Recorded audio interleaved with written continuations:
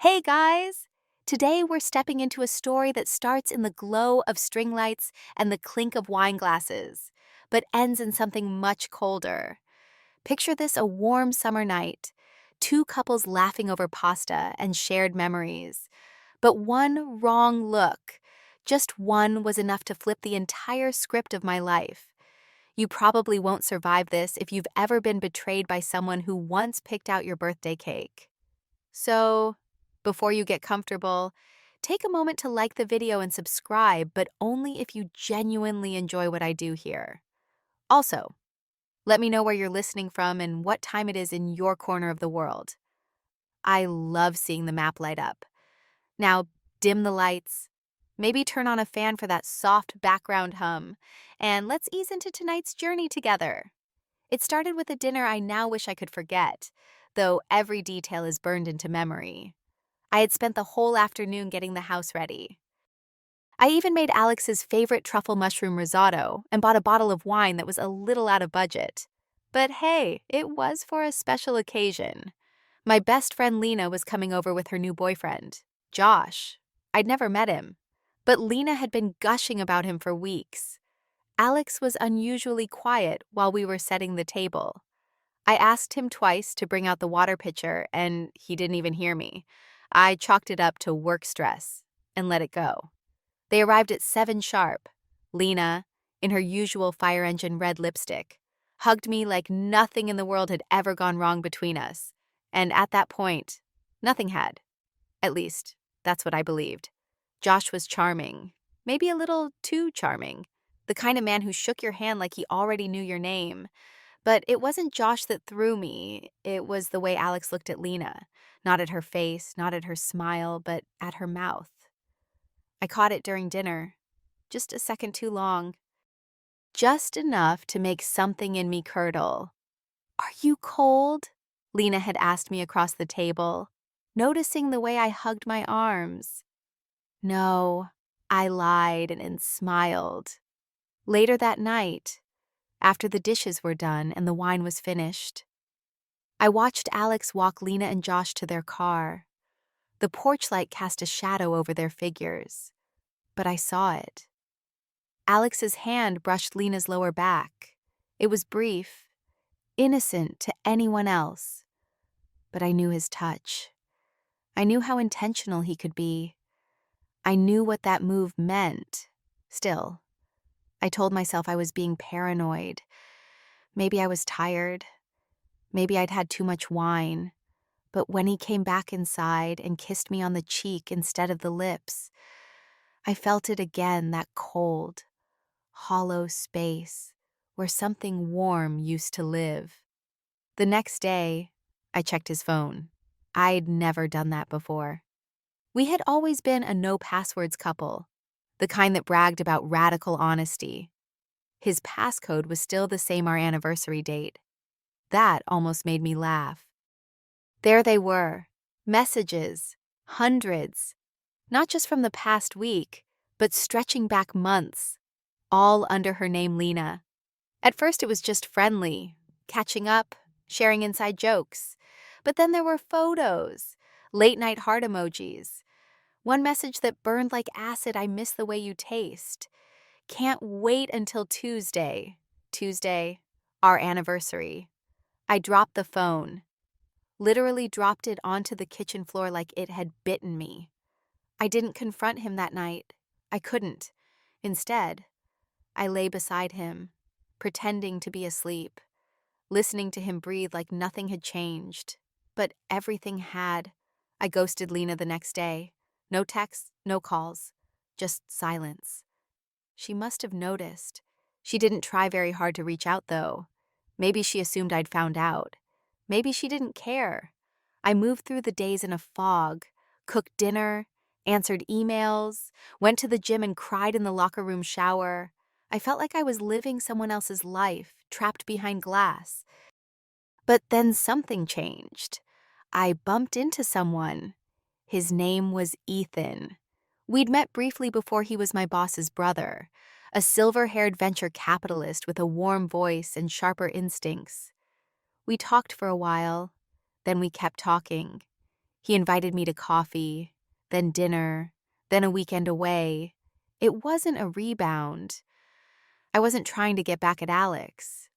I just felt seen and safe and slowly, like the first color creeping back into a black and white photo. I began to feel something else purpose. The final straw came 2 weeks later, when I overheard Alex in the backyard on the phone, laughing. "She still doesn't know," he said. "God, it's like she's blind. I wasn't blind anymore. I was wide awake." I wish I could say I confronted him with grace. I wish I could tell you I stood tall, threw the phone down on the counter, and read the messages aloud like some courtroom prosecutor. But the truth is messier than that. I waited until he got home from work that Friday. I had printed out pages, yes, printed every message, every photo, every digital whisper between him and Lena.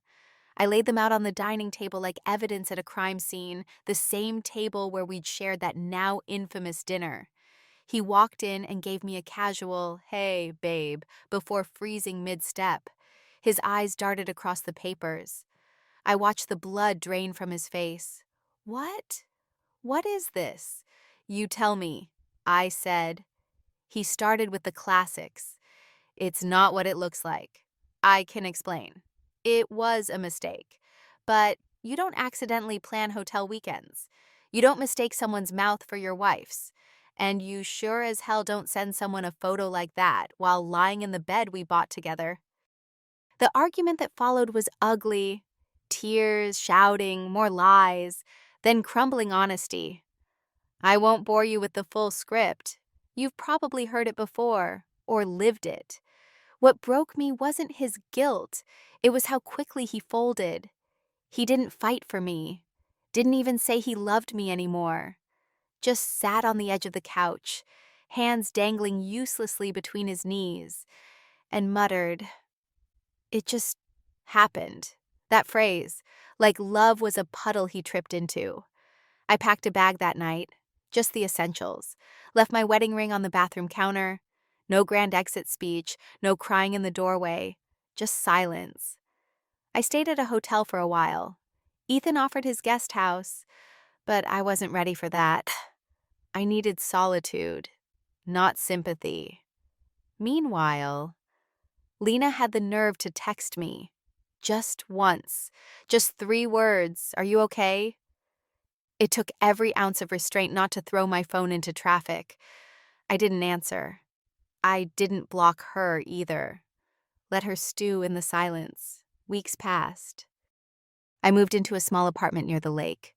Started therapy. Kept seeing Ethan slowly, gently. He never asked questions I wasn't ready to answer. Just sat with me. Held space when I needed it.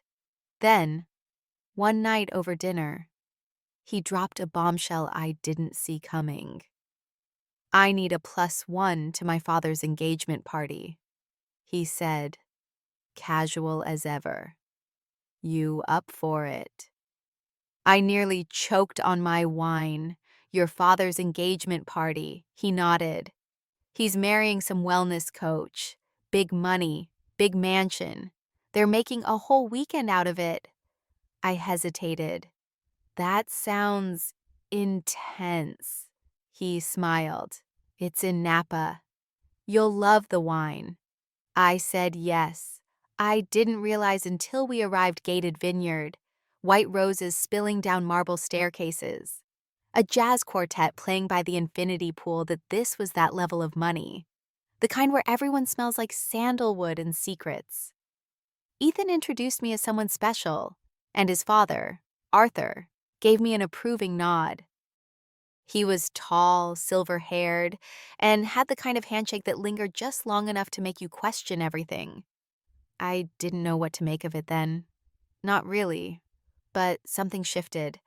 Arthur started inviting us to dinners, then private events, then once. Just me. He said Ethan had to work but insisted I still come. I told myself it was innocent. Maybe he was just being welcoming. But you know better, don't you? The truth was, Arthur had taken a liking to me, and he didn't hide it for long.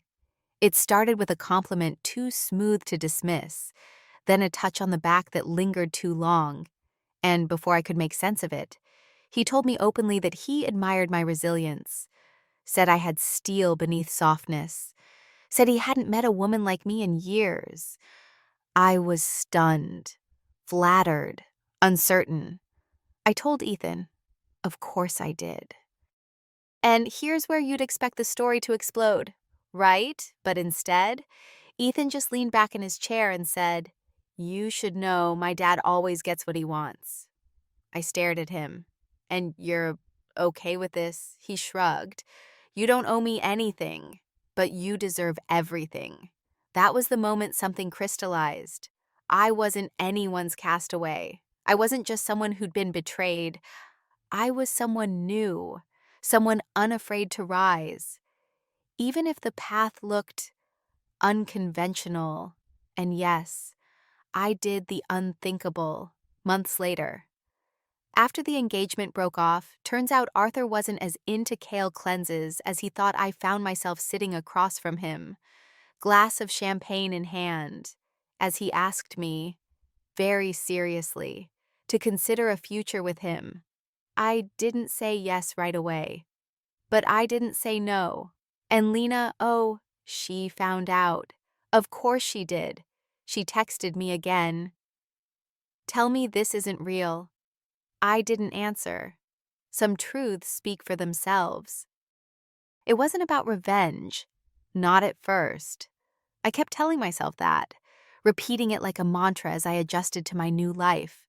But deep down, I can't lie to you, there was a delicious kind of power in watching everything realign in my favor. Arthur and I didn't rush. We dated quietly at first. He was cautious with the media. I was cautious with my heart. But there was an undeniable magnetism between us, something grounded and surprisingly kind. He listened when I spoke, not just with his ears, but with his whole presence when we were together. I didn't feel like a woman recovering from heartbreak. I felt like someone reborn. The whispers began soon enough. I mean, what do you expect when a woman marries her ex-husband's mistress's boyfriend's billionaire father? Yeah, even I need a breath after that one. But it wasn't a soap opera. Not to me. It was survival. Then strength. Then something like love. Maybe not the firework kind, but the steady, anchor in a storm kind. Still, I'd be lying if I said Lena didn't haunt the corners of my mind. Her silence spoke louder than her texts. I heard she and Alex tried to make it work, but it didn't last. Shocker. Apparently, cheaters who conspire together don't exactly thrive when trust is required. But I didn't keep tabs. Not intentionally. It's just people talk. And sometimes, karma has a megaphone. I was invited to a charity gala a year after Arthur and I made it official. I wore black silk. He wore a tailored tux with cufflinks that had more zeros than my old bank account. And as we posed for photos on the red carpet, someone tapped my shoulder. I turned and there she was. Lena, older, tired, still beautiful in that sharp mirror-like way. She didn't smile. "Wow," she said, eyes flicking to Arthur. "So it's true." I nodded. Cool as stone, every word. She laughed, a bitter, thin sound. "You really married your way into my life." I tilted my head. "Funny. I was thinking the same about you and Alex. We didn't say goodbye." She just disappeared into the crowd, heels clicking like accusations across marble. After that, I didn't see her for months. But I knew the moment was coming, the one I never thought I'd be ready for. Arthur had a daughter from a previous marriage, adults, successful. And yes, her name was Lena. I found out in the most surreal way possible.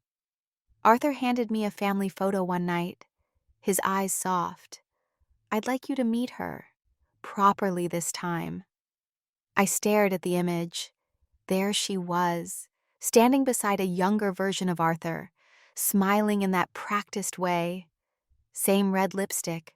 Same Lena. For a second, I thought it was a cruel joke. But no, this wasn't my Lena. This was his Lena. The same name, different woman. I let out a breath I didn't know I was holding. Maybe the universe wasn't being ironic after all. But just when I thought I had navigated the last twist, life reminded me that irony wasn't done with me yet. At a gallery opening in the city, Arthur introduced me to an old friend of his, a retired judge who used to play poker with senators. They talked about politics. I pretended to care. And then, from behind me, I heard a voice I hadn't heard in nearly 2 years. Mom. I turned slowly. Lena, my Lena. She was holding a wine glass, pale as a ghost, staring at me like I'd just climbed out of her closet. I blinked, utterly confused. What did you just say? She looked at Arthur, then back at me. You married him. Arthur stepped forward, puzzled. You two know each other. Lena looked at him with something between horror and disbelief. She's my mother's best friend. Then it hit me, like a punch to the lungs. Lena wasn't just Lena. She was his daughter. Different mother. Same Arthur. And in that moment, all the puzzle pieces snapped together like a cruel joke written by the gods of daytime television. I had married into the family of the man who raised the woman who destroyed my marriage. And now I was technically her stepmother. She dropped the wine glass. It shattered on the floor like the last remnants of our shared past. Arthur didn't understand the history. Not yet. I excused myself before I had to explain. I went to the powder room, locked the door, and just stared at myself in the mirror. My makeup was perfect. My dress was perfect. My life was on paper perfect. But the woman looking back at me, she wasn't the same one who made truffle risotto in a quiet suburban kitchen. She wasn't the one who cried in locker room showers. She was something else now, stronger, stranger, sharper. A woman who had rewritten her ending with a pen dipped in fire. When I walked out, Lena was gone, but we weren't finished, not even close. I didn't hear from her for almost a month. No texts, no cryptic Instagram stories, not even a passive-aggressive email. Just silence. The kind that hums in your bones when you know a storm is hiding behind blue skies. Arthur, of course, was oblivious. He mentioned that Lena had been off lately, maybe dealing with stress from work. He even suggested the two of us go to lunch together. It'd mean a lot if you two got along, he said one morning over coffee, stirring sugar into his mug like he wasn't sitting on a landmine. I didn't say no. I also didn't say yes. What I did instead was start preparing.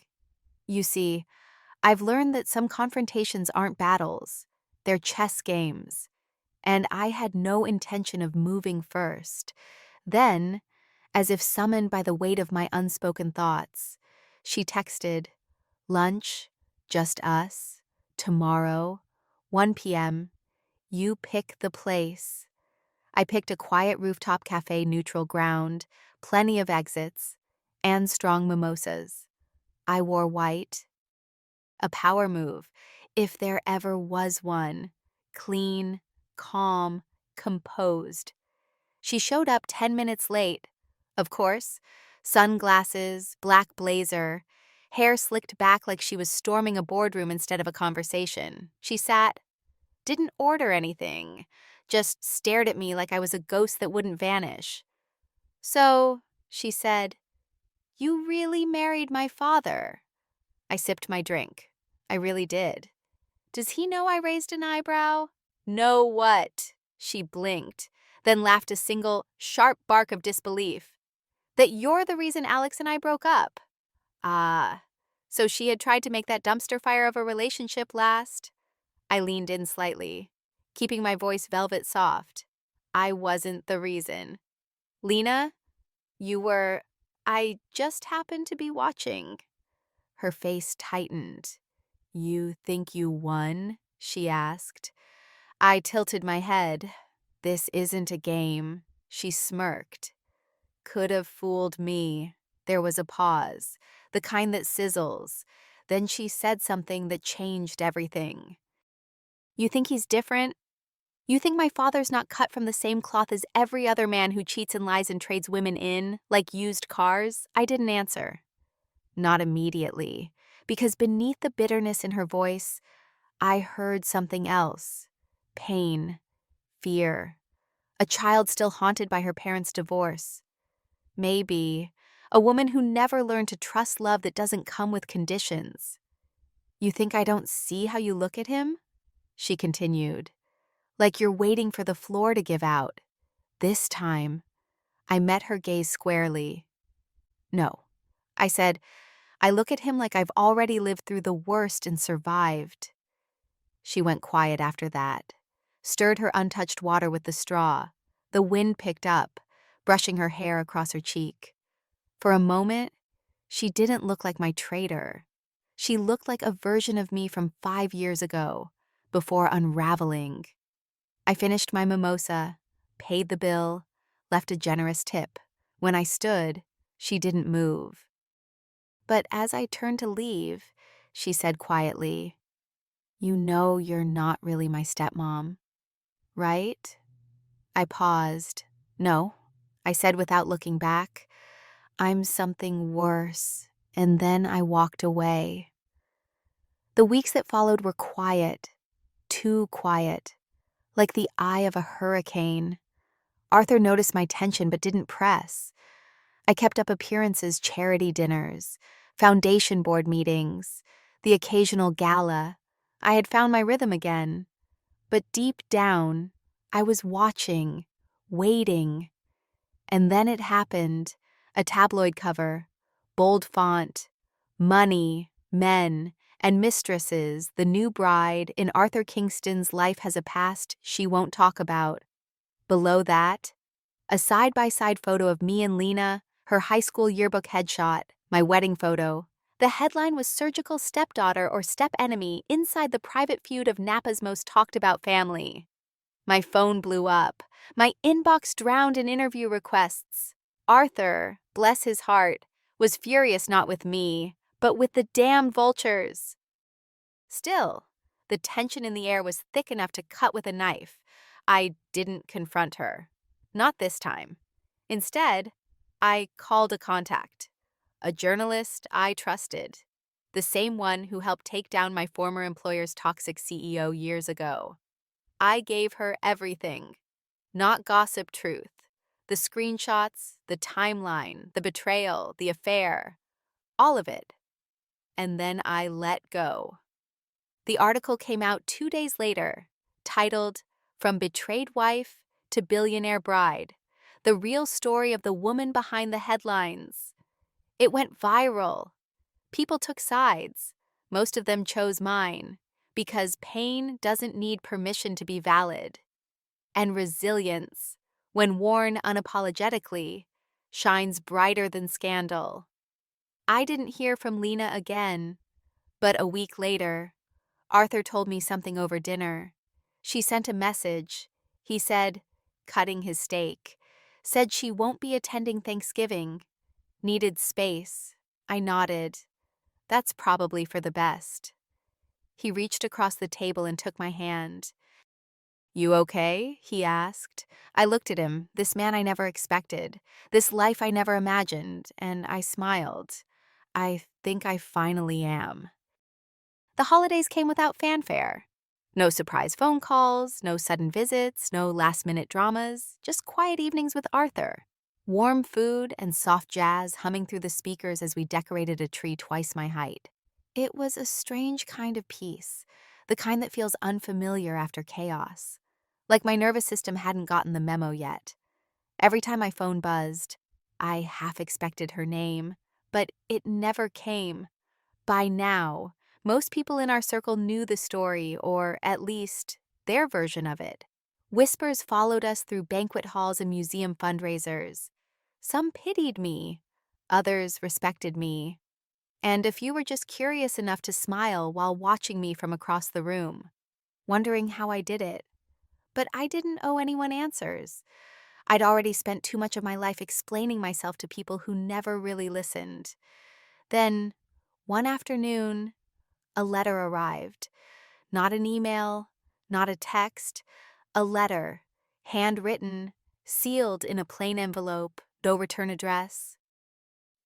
I knew who it was from the moment I saw the handwriting.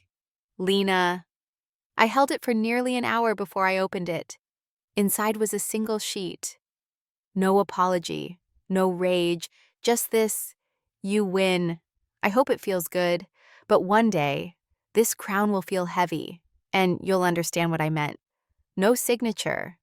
I read it twice, then folded it neatly and set it in the drawer beside my nightstand. I didn't shred it, didn't burn it. I let it live there, like a final page in a chapter I no longer needed to reread. Because the truth is, I didn't win. There was no prize in any of this. No trophy, no fairy tale ending with a gold ribbon tied neatly around it. What I had now wasn't victory. It was clear. I had spent years thinking that love was something you earned, something you kept by being agreeable, dependable, easy to love. I molded myself into versions of womanhood that were digestible. I shrank so others could shine. I forgave before I was ready. I stayed longer than I should have. But I don't do that anymore. I don't chase peace with people who burn bridges and then ask for a ride. I stand, sometimes alone, sometimes in silence, but always whole. Arthur and I have our routines now.